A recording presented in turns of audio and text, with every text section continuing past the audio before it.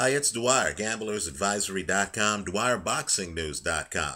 Remember, the opinion you should follow should be your own. Just consider this video to be a second opinion from a complete stranger online. Now first, let me just throw an additional disclaimer out. It really applies to this fight. The fight between Nonito Donaire and Toshiaki Nishioka, right?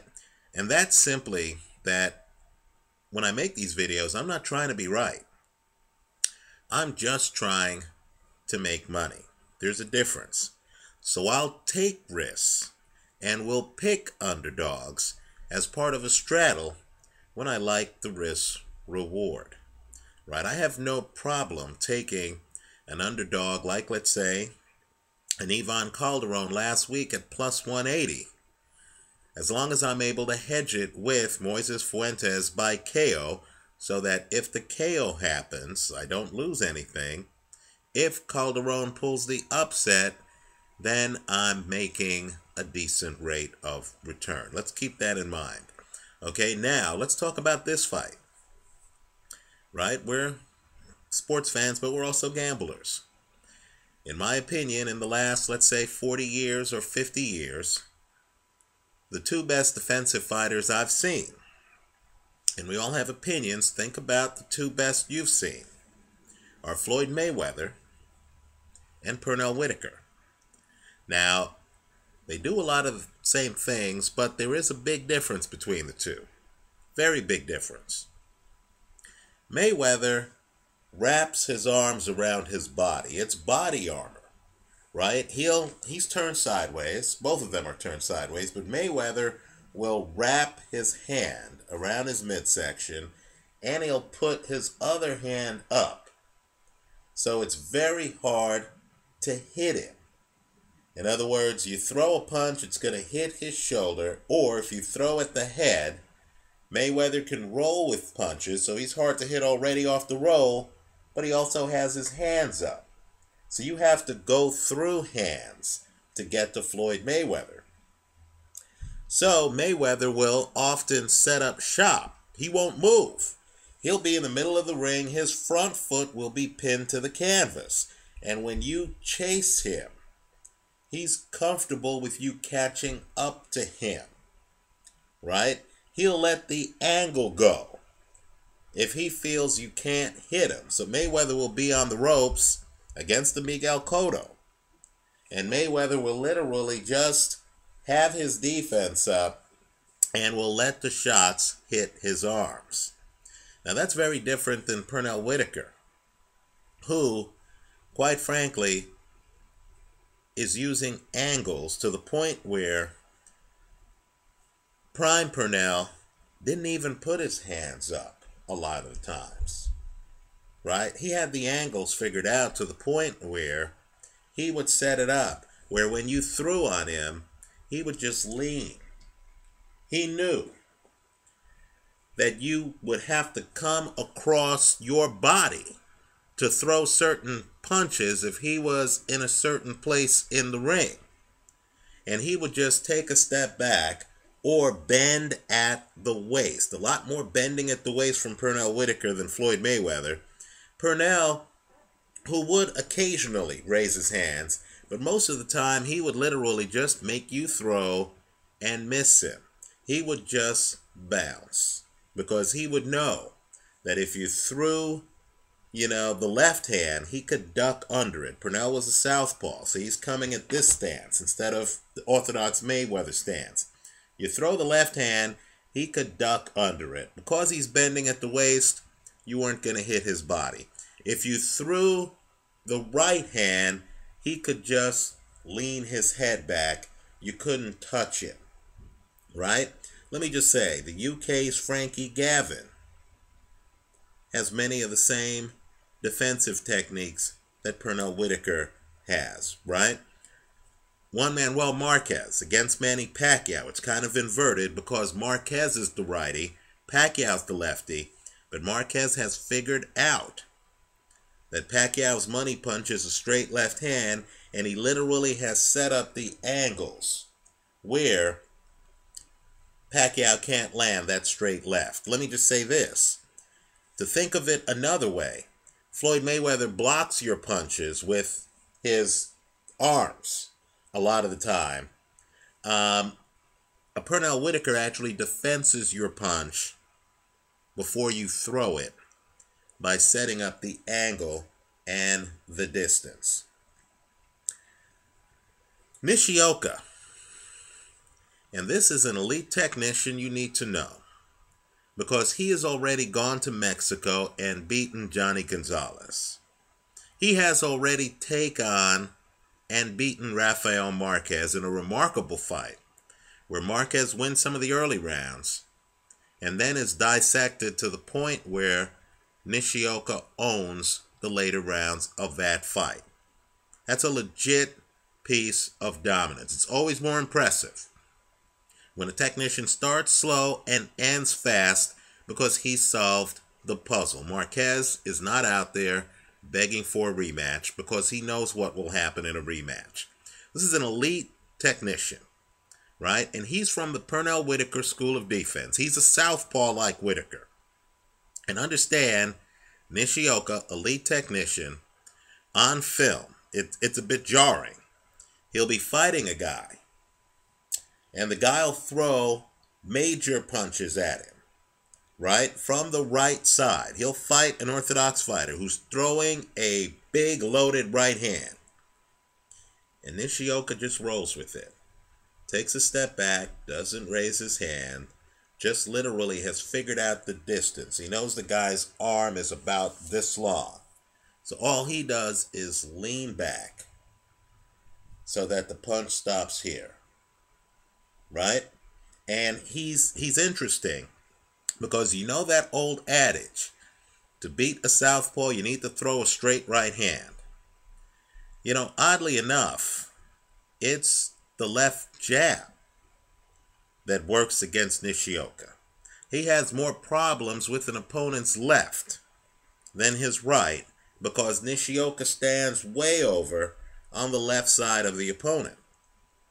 Where it gets interesting, in other words, Nishioka, quite frankly, sets up shop. He's so advanced that he sets up shop in a place in the ring where you really can't hit him with your right hand.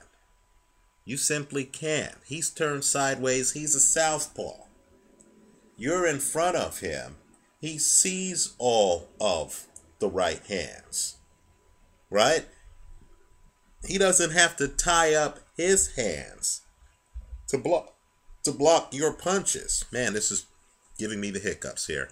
He can literally just roll with the punches. When you see a guy like this, and let me just say, these leaner types, these guys who roll with punches, Vitaly Klitschko, Bernard Hopkins, these guys who have you figured out, where when you throw a punch, they just know they can roll with it. They don't have to tie themselves up. They're so relaxed in the ring that there's no panic. When you see a guy like this as a greater than 4-1 underdog, and the guy has some big scalps on his resume, right? Rafael Marquez, Johnny Gonzalez, right? Big scalps. Then you need to have that guy as part of your straddle. The bet I'm recommending, and keep in mind, I'm in the Bay Area. I'm at ground zero of the Nonito Donaire fan club. Nonito Donaire is a guy who I have personally in my top 10, pound for pound, as one of the best in boxing. Dwyer Top 10 Boxing.blogspot.com. But the bet I'm recommending is Nishioka, the greater than 4-1 underdog, to win the fight. He's at a minimum a live underdog, straddled against Nonito Donaire by knockout. I'm aware that the fight is in the United States. I'm aware that the fight is in California, Donaire's home state.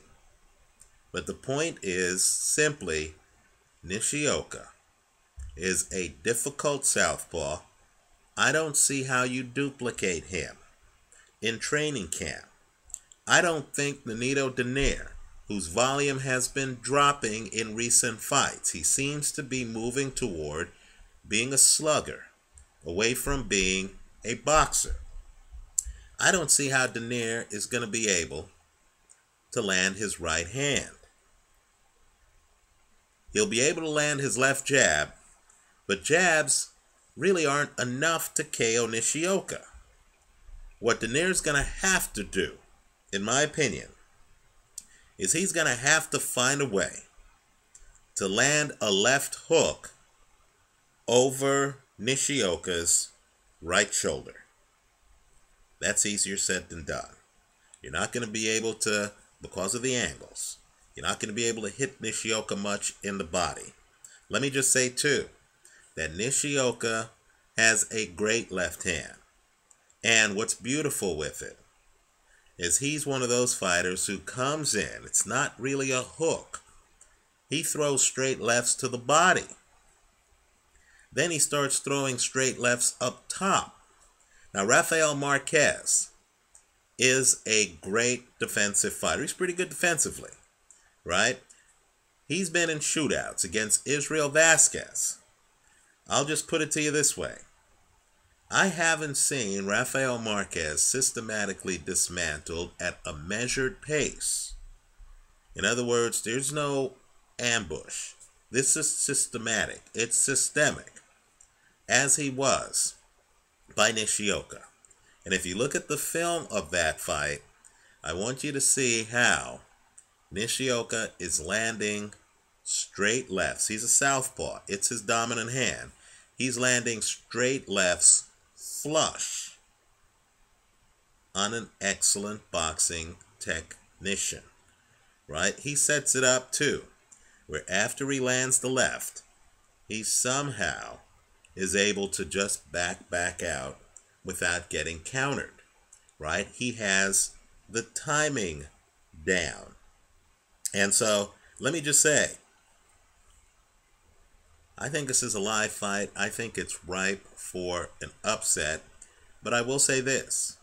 When you see a leaner, when you see a guy, Devin Alexander, another guy, when you see a guy who doesn't even bother to put up his hands to block some punches, he's just leaning, right?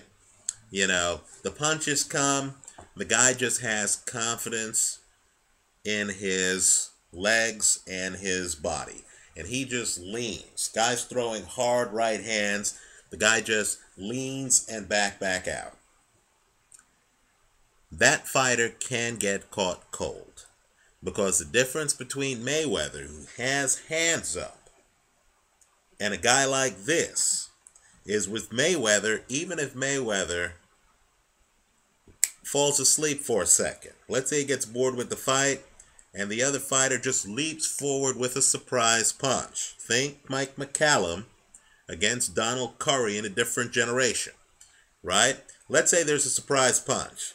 At least Mayweather has a hand up to try to block the thing, right? When you see a Nishioka, or let's say Ali against Joe Frazier, first fight when Ali gets dagged, when you see a guy like that who's really relying on reflexes and distance and spacing, if he miscalculates the spacing and the other guy throws a punch and he just leans, he's naked. Okay, I mean, you know, the punch can land him flush. Donaire has a chance at a spectacular knockout. But if this turns into a boxing match, I'll just say this. Donaire's in for a very long night. Let me go one step further. Rafael Marquez lost very early in his career. Bernard Hopkins lost very early in his career. Nishioka lost very early in his career. You need to understand that these are fighters who, over time, have literally improved their games. They've added things year after year, right? A guy like this, an adaptive reactive fighter who, keeps improving over time and who can literally beat you in slow motion. He's not relying on hand speed. He's not relying on youth. He's relying on technique and angles. I'll just say, guys like this, who, on their resume, have big names and have been in the game a long time. Nishioka is 36 years old. Let me repeat that. He's 36 years old. A guy like this should never be a 4-1 underdog. Okay, just a little tip on betting. When you see a technician like this, who has spent his entire life figuring out angles, neutralizing hand speed, beating younger lions, and who has come up the hard way. In other words, he hops in the ring young. Orlando Salido hops in the ring young, loses a few fights early in his career, is never 20-0 or 25-0. No, this guy, there was a time when this guy showed up in the ring and he didn't have the knowledge base that he has now.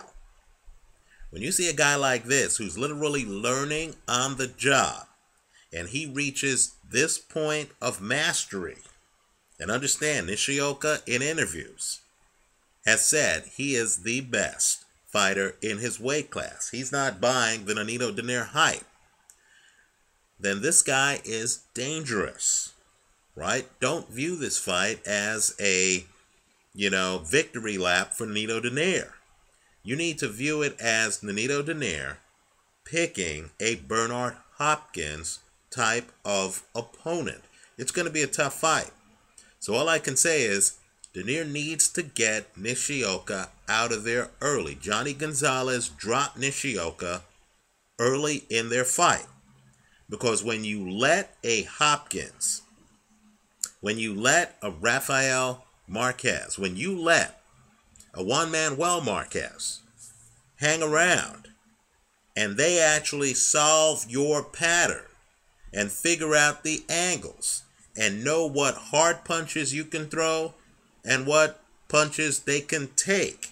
If Nishioka figures out how to neutralize Nonito Donaire's left hook, Donaire's in a lot of problems. He's in a lot of trouble.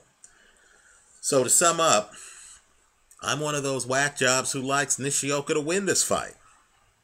4-1 underdog. But I'm going to straddle it against Donaire by KO so that, which is even money right now, so that since I'm getting 4-1 on one side of the bet, I can set it up so I make a profit if either happens. For example, 100 and 100, right? 100 on Donaire by knockout, 100 on Nishioka to win. Understand, if Donaire gets the knockout, I win 100 minus the 100 I bet on Nishioka. I can leave the casino saying, well, I made a play at the 4-1 odds and it didn't cost me anything. But understand the risk. And I always have to add this caveat, right? If you're a casual fan, you need to understand the risk. Gamblers get it intuitively. If this fight goes the distance and Donaire wins by decision, you lose it all. It's a high-risk play, but you know what? This is a high-risk video, okay? I like Nishioka to win the fight. I think he's underrated here. I don't know how he's a greater than 4-1 underdog. I like Nishioka to win the fight, straddle against Donaire by KO. Let me know what you think. Leave your comments for me here online. Visit us at gamblersadvisory.com. Let me throw one other thing out there too. It's interesting. These high wire acts, the guys who just lean to dodge punches, they almost always have some problems outside the ring. I'm not saying Nishioka does. I'm not saying Vitaly Klitschko does, but they always have some problems outside of the ring because these are the guys who are high risk. It takes a certain personality type to just lean away from high impact punches and to actually have that as part of their defensive paradigm. Okay, I'll just throw that out there. You can do with that what you may. Thanks for watching.